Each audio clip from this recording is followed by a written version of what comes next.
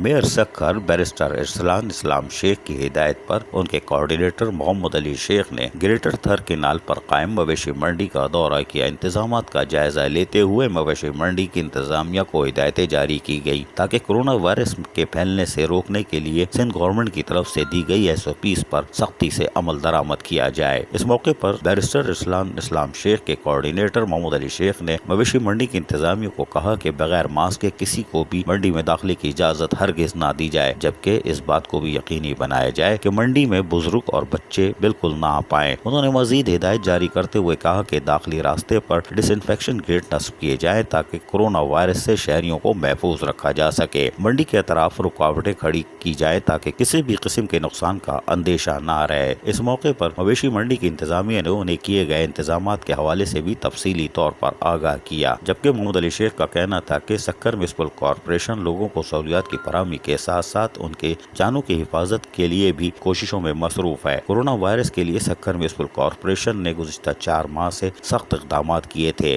और ये बहुत नाजुक मौका है। ईद उल अज़हा के मौके पर मवेशी मंडी से अगर हम कामयाबी से निकल गए तो यकीनन कोरोना वायरस को हम शिकस्त दे सकते हैं। अजीज आरिफ, KBS बल्दियाती न्यूज़, कराची।